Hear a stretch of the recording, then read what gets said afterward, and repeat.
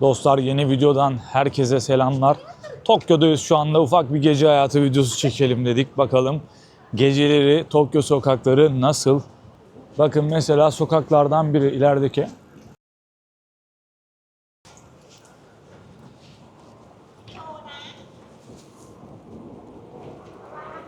Olduğum sokakta video aldırmadılar. Yani ben bu sokağın bu şekil olduğunu bilmiyordum. İçeri girdiğim gibi direkt videodan kaçtılar. Şu an bakın yani o köşedeki arkadaşlar aynı. Bunlar da onlardan. Oradan dolayı orada videoyu kapattırdılar bana. Ya herhangi bir sıkıntı yok, dediğim gibi ya, insanlar burada mesleğini yapıyor. Ondan dolayı anlıyorum onlara, hak veriyorum yani. Video çeken birini gördüğü zaman direkt arkadaşlarına seslendiler. Yüksek ihtimal hepsinin de şeyi vardı. Emin değilim ama yüksek ihtimal kendi aralarında kulaklıkları var. O kulaklıkta birinin video çektiğini söyleyince diğerleri de hemen anlıyor. Bayağı bir club var burada ya. O çalışan kızlar var. Onları da çekmemeye çalışıyorum elimden geldiğince. Ondan dolayı dikkatliyim. Şimdi bunlar mesela sorun yapmadı ama bazıları sorun yapıyor. O girdiğim mahallede. Baksanıza, gündüz buralar hep böyle çok sıradan yerler ama gece bir anda tabii ki buralar parıl parıl parıldamaya başlıyor. İnsanlar da çok fazla videoyu sevmiyor. Ben de normal bir şekilde görüntü almaya çalışıyorum elimden geldiğince. Dostlar, çok Shinjuku gibi değil ya. Biraz daha orada mesela insanlar kendi halinde chill takılıyor. Normal alkollerini alıyorlar kendi gruplarında falan. Burası biraz daha böyle ticari geldi bana. Hep böyle kapının önünde kızlar içeri sana gel diyor. Ya da yaşı büyük, genelde çok köşeye gizlemişler onları da. Yaşı büyük ablalar geliyor sana, benimle gel diyor.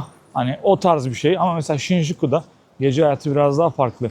Herkes elinde birasıyla, biraz daha Kadıköy gibi. Yani daha rahat, öyle diyebilirim. Burası biraz daha ama çok güzel mekanlar var bakın. Işıl ışıl baktığınız zaman hakikaten çok güzel. Bir bakıyorsun yerde uyuyan da bayılan da hepsi. Şöyle gruplar falan da var. Şeyin orada da, benim kaldığım hostelin orada da mesela bu biraz daha anlattığım size Shinjuku stil yani. Oradaki insanlar da biraz daha gruplaşa takılıyorlar. Bunlar information. Yok ama içeri tarafta da takılıyorlar. İçeri yüksek ihtimal sizi buraya çekiyor. Yani onun dışında bir şey olduğunu sanmıyorum. Mesela bakın. Şuraya bakar mısınız? Hakikaten çok güzel. Ya çok farklı yani. Hani güzel demeyeyim de farklı diyeyim. Şu an daha dostlar akşam, şu an daha 21:58. Yani çoğu yere göre gece hayatının başlamadığı bile bir saatler. Normalde bu saatlerde Türkiye'de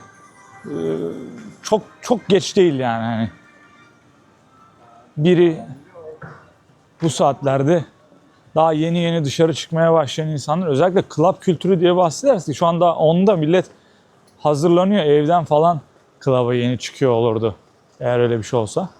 Dediğim gibi ablalarımız, kardeşlerimiz muhakkak benden de artık geldim 27 yaşına. Benden de küçükler muhakkak burada fazla vardır. Ondan dolayı her türlü insan burada mevcut. Çalışan çoğu bunlar mekanın önündeki, mesela bakın. Şu mesela otellerin önünde beklemeleri biraz sadece garip. Direkt otelin içine mi çağırıyorlar? Mesela bu şekilde hani ya direkt yüksek ihtimal otelin içine çağırıyor.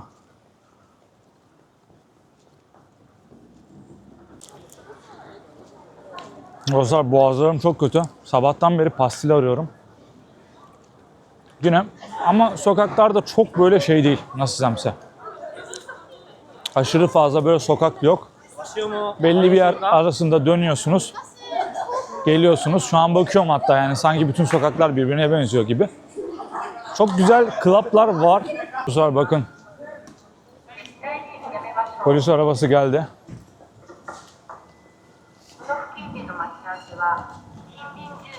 Sanırım insanlara dağılmasını mı söylüyor?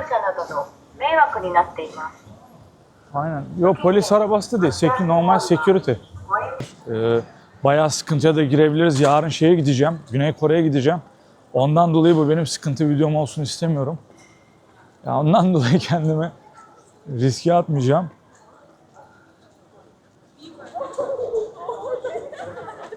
Şuradan çıksam bizim oraya doğru mu? Devam. Bakın security sabit bekliyor adam. Orada herhangi bir taşkınlık bir sorun çıkarırlar diye direkt önünde bekliyor. Ha, gençler de bir şey yapmıyor. Ortak bir alan var. Orada takılıyorlar. Bakın böyle şey diplerinde bekliyorlar. Oradan seni çağırıyorlar. Yani mesela şu an orada bir tane şeye takılmış. Oltaya bir tanesi takılmış. Az önce gördünüz mü bilmiyorum. Şeyde kayıt almıştım.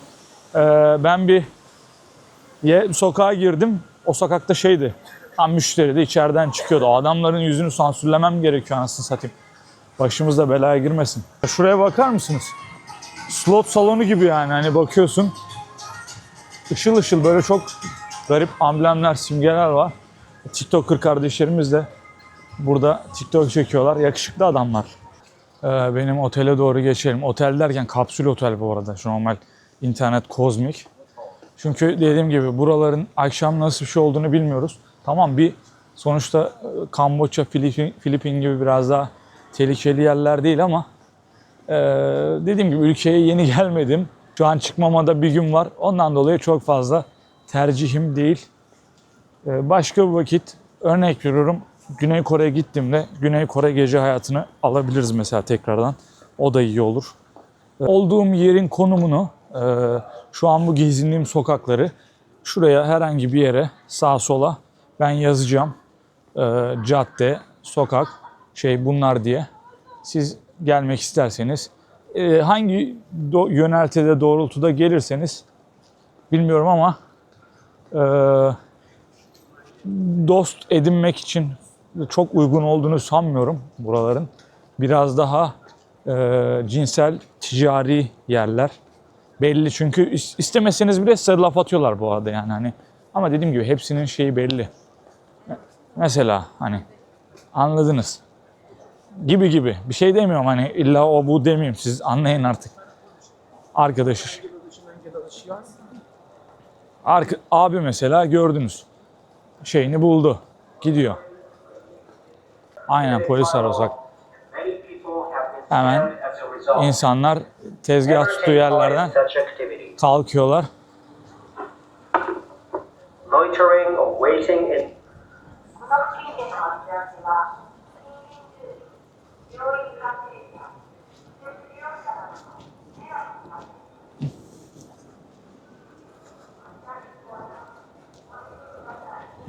Dostlar dediğim gibi çok hızlı buralar. Buralar çok hızlı olduğu için bu videolar şu an beni aşar. Sıkıntı çıksın istemiyorum. Burası benim gündüz geldiğim sokak. Buraya kamerayla giremem. Direkt kamerayı kapatıp girmem gerekiyor.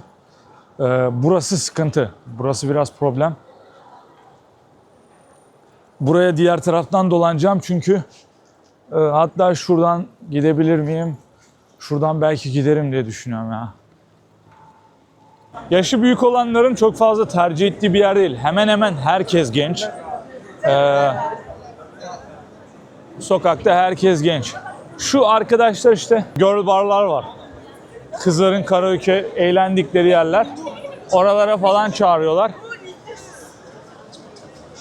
Şuraya mesela. Burası da acayip kalabalıkmış. Acayip kalabalık. Buralara ben diyorum işte gündüz yine kalabalık, akşam yine aynı şekilde kalabalık. Abi bizi şeye çağırdı da Tonight Bar'a. Yok ya. O Tonight bu Tonight değil abi. Ben buraların bu kadar yoğun olacağını hiç düşünmüyordum. Avrupalılar da acayip yoğun. Japonlar da yoğun. Bu arada Kore sokağına da çok yakınız.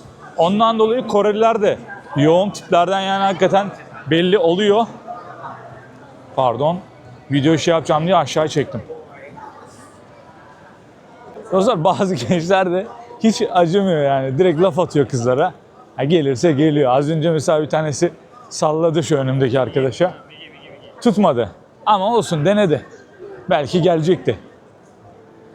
Şehrin belki de şu ana kadar gördüğüm en yoğun yeri burası olabilir. Kesinlikle burası yani. Aha, bakar mısınız? Ben buraya geçen geldim.